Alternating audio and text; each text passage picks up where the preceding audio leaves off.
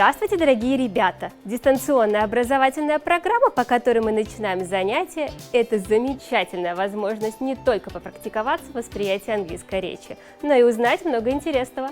Программа «Обо всем на английском» Центра «Радость» познакомит вас с интересными фактами из истории мировой культуры. Ваш английский лексикон будет расширяться под звуки классической музыки и в знакомстве с шедеврами мирового искусства. Будет хорошо, если в ходе занятия вы начнете повторять как знакомые, так и новые для вас слова, фразы и выражения. Занятия составлены так, что для этого у вас будут все возможности. И еще несколько слов о правилах участия в проекте. 2 раза в месяц по воскресеньям вы будете получать ссылку на новое видеозанятие, которое можно смотреть в любое удобное время. Главное, во время просмотра не забывайте регистрироваться в анкете Google формы, ссылка на которую находится в описании ролика. Видеозанятия разделены на циклы. После просмотра каждого цикла из 4-5 занятий у вас появляется возможность потренироваться в прохождении тестирования на английском языке, повторить знание новых слов, терминов, выражений, ответить на вопросы на английском языке. Тестирование можно проходить трижды для достижения наилучшего результата. Пройдя тесты всех 4 модулей программы, вы получите итоговый сертификат «A Fencer of Beauty», что значит «ценитель прекрасного». Итак, прямо сейчас найдите в описании видеоролика, который смотрите, ссылку на анкету Google формы. Кликните по ней и заполните ячейки. А сейчас начнем наше путешествие в мир английского языка. So, dear friends, an exciting journey into the world of art and creativity is waiting for you.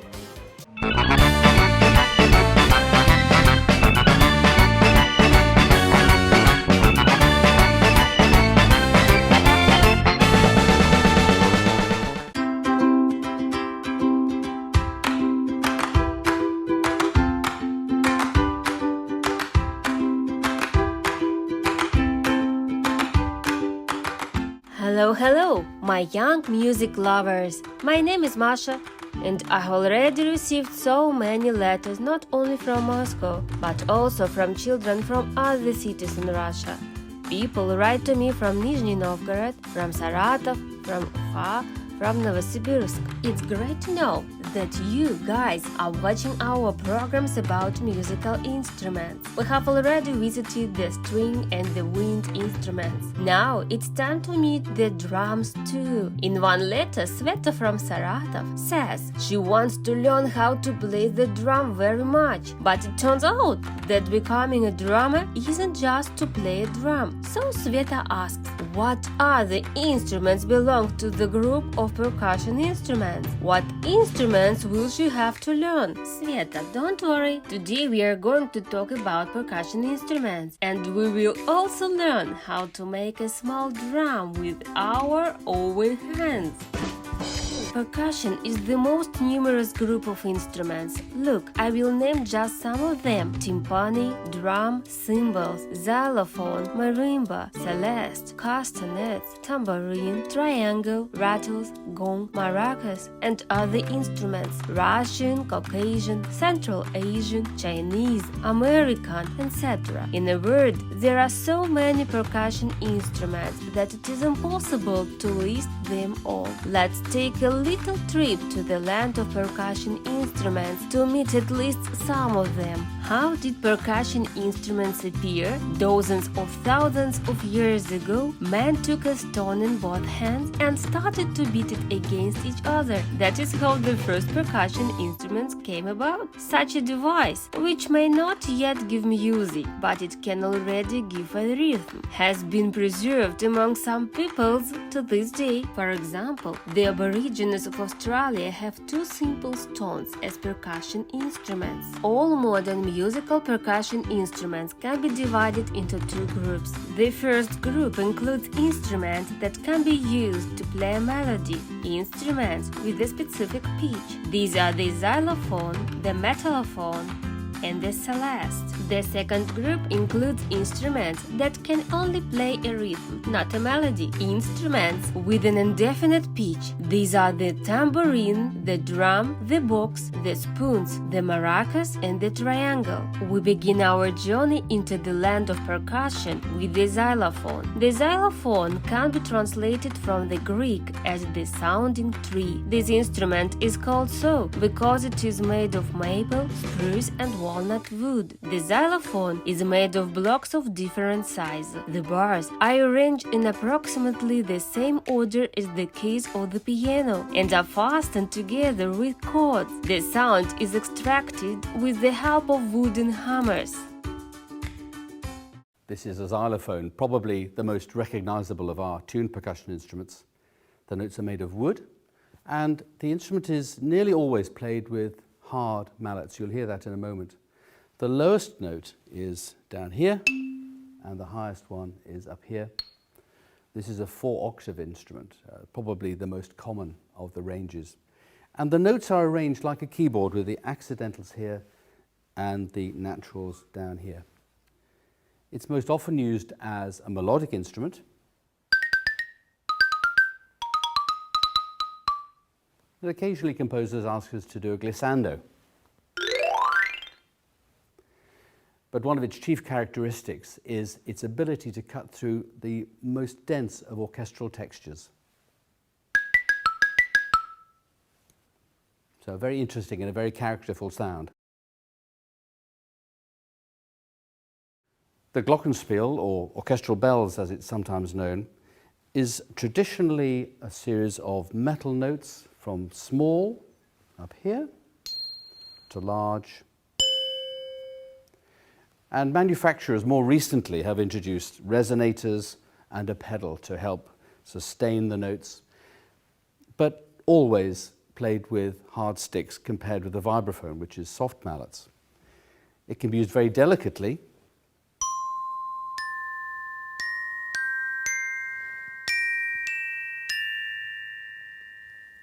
or more forcefully.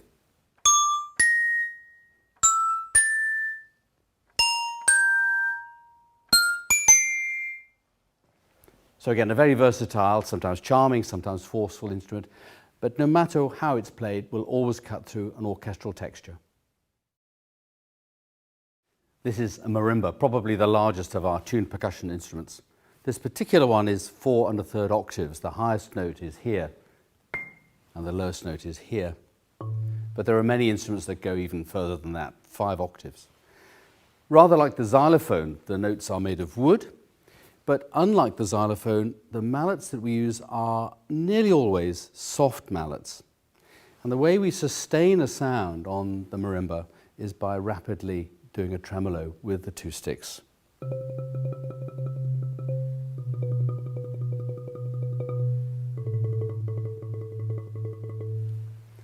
And sometimes we use 4 to provide chord effects.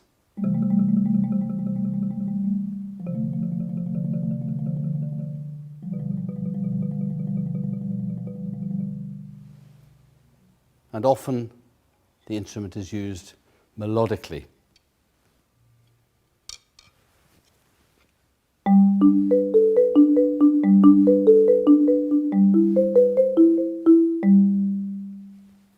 A beautiful sounding instrument, particularly at the lower end of the instrument. At the top end of the instrument, perhaps not so resonant. Hello, my name's Liz. I'm a pianist, and as an orchestral player I'm often required to play other keyboard instruments, including the harpsichord, the celeste and the synthesizer. The harpsichord appeared in much earlier music when the orchestras were much smaller, and it was used to double the bass line and fill out the harmony. And as orchestras grew, there was room for bigger instruments. The synthesizer you find in much more modern music. I've got a celeste here today to show you how that works. As you'll see, it looks a little bit like an upright piano, but it actually is a lot different. Although it's operated by a keyboard, inside, instead of strings, it's a set of chime bars, metal chime bars.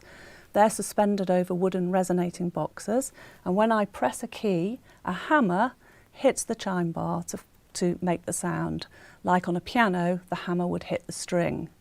The name Celeste actually it's a French name meaning heavenly, and it does make a very heavenly sound, as you'll hear.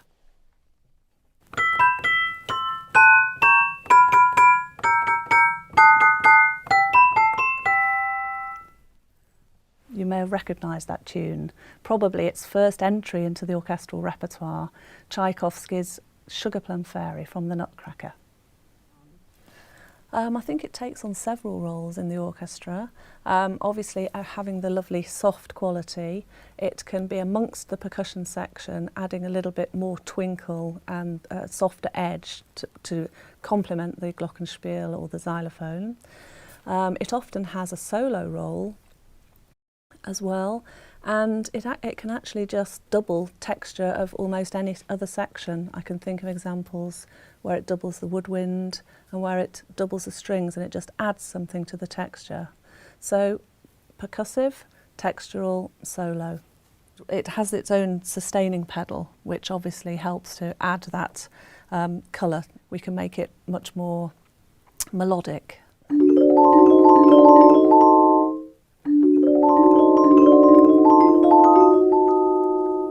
It's lovely and warm and heavenly. Obviously it has the resonating boxes which make it softer, so slightly softer edge, which the glockenspiel, it's a little bit harder sounding. But the main thing is that obviously with sticks you can't really go with one person. So I can play, if a keyboard player's playing it, it can be played much faster. So it can have these more sort of soloistic type runs and things that would be much more difficult and played with mallets. And next we will meet a new percussion instrument, the cheerful resonant tambourine. Tambourine is a percussion musical instrument. It is one of the oldest musical instruments known in many countries. There are various superstitions and legends associated with the tambourine. In ancient times, magicians and shamans used it in magic rituals. There are tambourines of many shapes and sizes. The tambourine consists of a rim with a leather membrane on one side and a plastic one on the other. The rim has special slots in which metal plates are fitted like miniature orchestral cymbals. Some types of tambourines are fitted with bells and jingles. The tambourine is held in one hand with fingers or with the palm of the other hand against the membrane, or alternate between the membrane and the rim, starting clanging of cymbals, bells and tambourines. The tambourine is used in folk ensembles and symphony orchestras and accompanies dances, solo and choral singing. The tambourine is really a hand drum with jingles, and even today in the Middle East, in Egypt for example, they're played like this. There, of course, they're much larger and much more ornate, but they provide the same effect, a rhythmic background to an ensemble. And the present day orchestral tambourine can be very loud indeed, or can be very quiet indeed. We can sustain the sound by shaking it.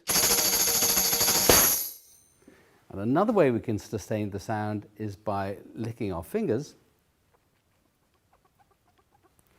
to provide friction as you rub round the edge of the instrument.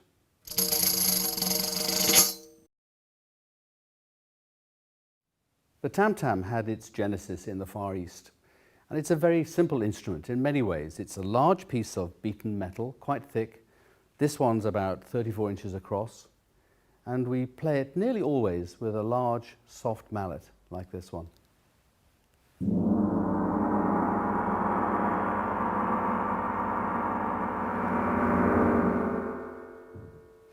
I think what's interesting about the tam-tam sound is the way it develops. It actually grows after you've struck it.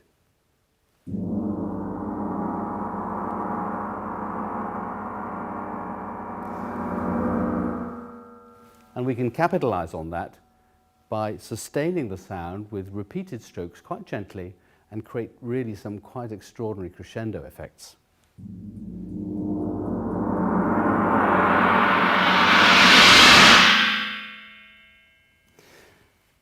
composers are in their search for new sounds, new sonorities, are asking us to play with different kinds of mallets. This is a plastic stick.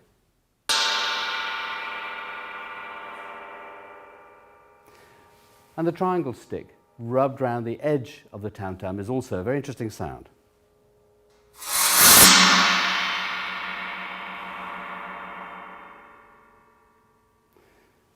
One of the most special sounds, I think, in the orchestra. It comes from its enormous range of frequencies, from very low to very high. The triangle is exactly what it says it is. It's a triangle of metal. It's open at one corner to allow the instrument to vibrate. And we can play it with quite a thick stick, rather like this, or quite a thin stick like this, or even occasionally with a wooden stick.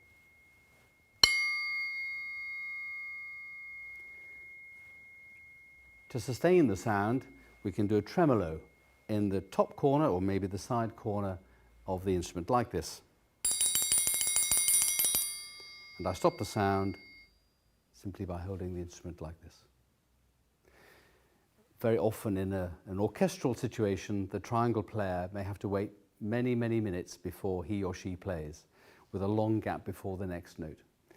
But nevertheless, those triangle notes are all important and worth waiting for.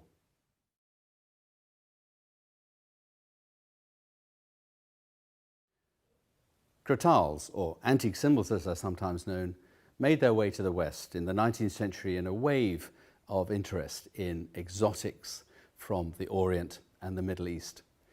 They're quite heavy to play, they're surprisingly so. They're made of quite thick metal and they produce quite definite notes. We always strike one against the other in that way. I have another pair which is rather lower in pitch.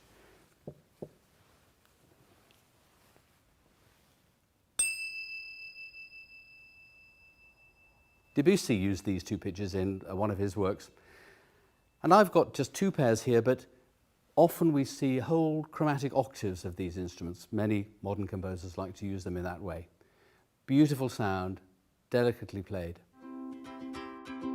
Our virtual journey continues, and now we are going to tell you about a drum set. A drum set is a set of percussion instruments, drums and cymbals, adapted for the drummer to play comfortably. The standard drum set includes cymbals, treble drum, bass drum, snare drum, floor drum, and kick drum. Two identical cymbals are attached to a special stand equipped with a pedal that is connected to a stem.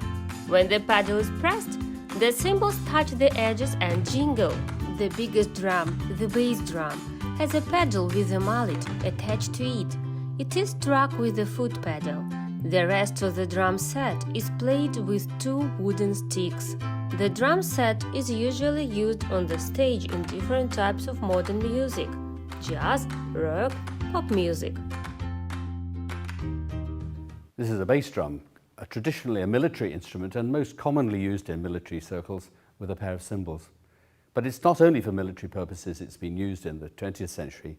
Sometimes it can sound rather more mellow and quiet.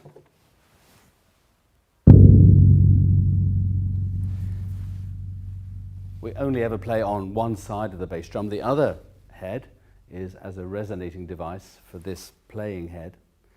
And sometimes to sustain the sound we need two mallets, and we can create some quite interesting crescendo effects with them.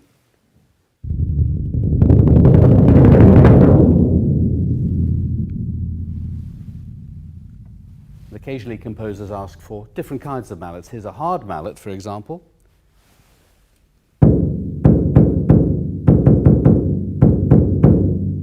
And because it's quite a resonant instrument, I sometimes need to damp the head with my hand. And sometimes we're asked to play with an even harder stick. This is a hard plastic stick.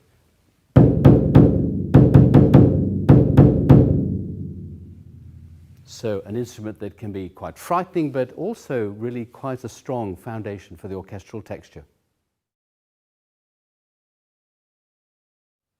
These are snare drums, sometimes called side drums, and they're called side drums because they were traditionally played at the side of the body in military circles. Along with the bass drum and the cymbals, they were used as marching instruments.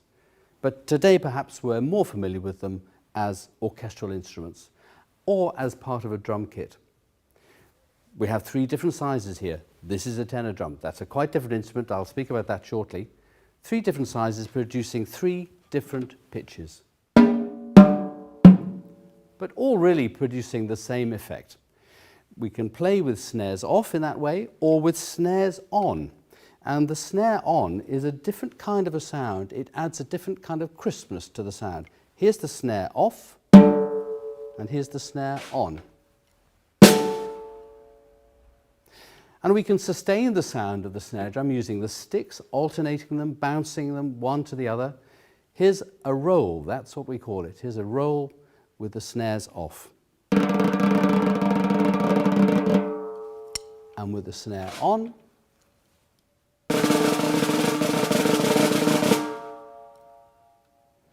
The tenor drum doesn't have a snare. It's always played without a snare. It's quite deep compared to the snare drum, somewhere between the snare drum, side drum, and the bass drum. But perhaps the snare drum is most familiar in a marching type of context.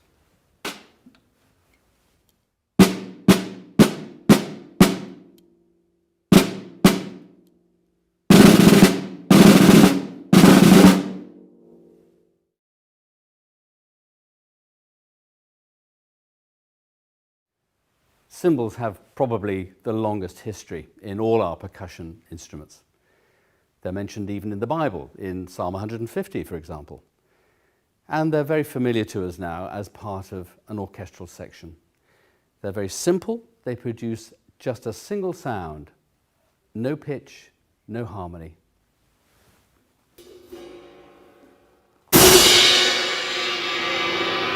They can be played like that, rather loudly and with a long note, or they can be played quite quietly and quite short as well. To do that, I'm going to damp them against my body.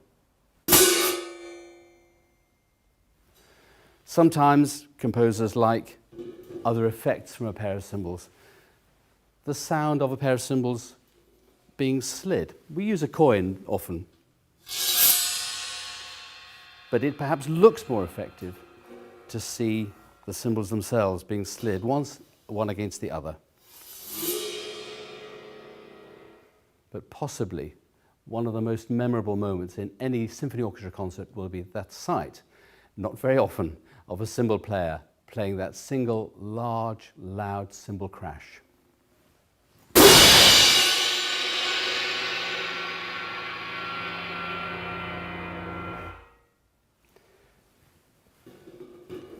Sometimes cymbals appear as a single instrument. The suspended cymbal, often used with a single soft stick. Sometimes with a pair of sticks to produce dramatic crescendos and diminuendos.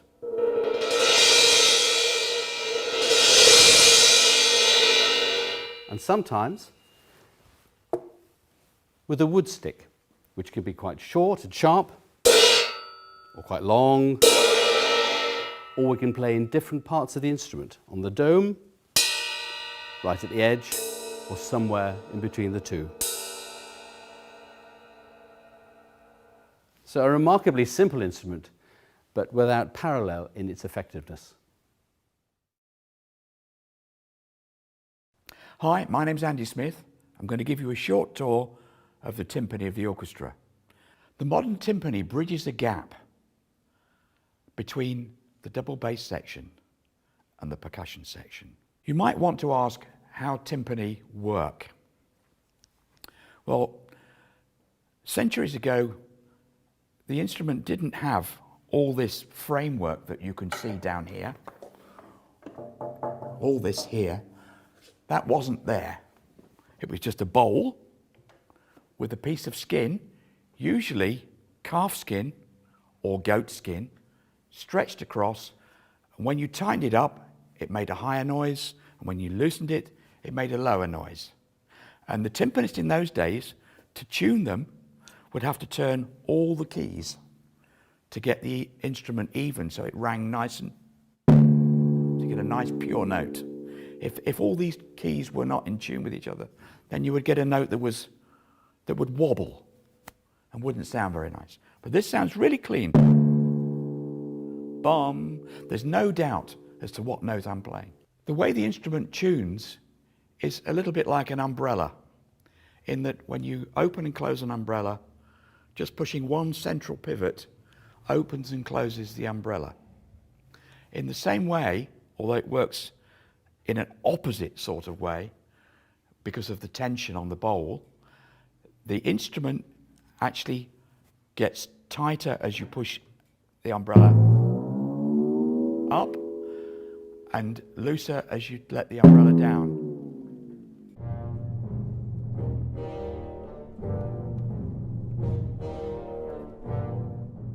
So now I'm going to take one pair of sticks and show you how you can make a variety of sounds with just one type of stick. If you play near the edge, you get a thin but very clear sound. But you don't get a lot of tone. You get the pitch, but not a lot of tone. If you move further into the skin towards the middle, in what I call the normal playing area, you get proper sound.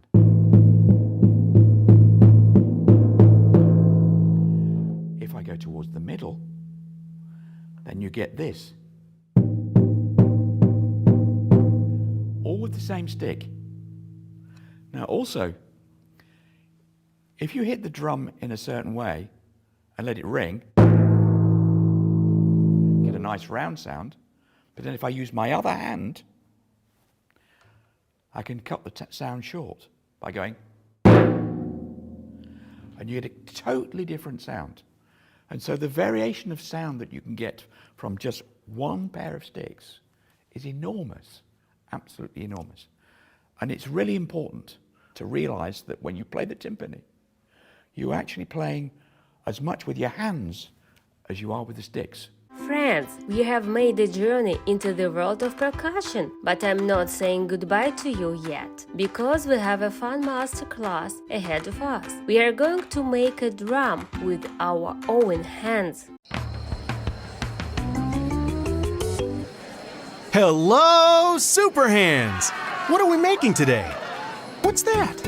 A drum can? That's awesome! Jeez, he is good! And what are we going to need to do that? A small can, a rubber band, a balloon, blunt scissors, beans, and 2 wood sticks or pencils. Ta-da! Let's get busy!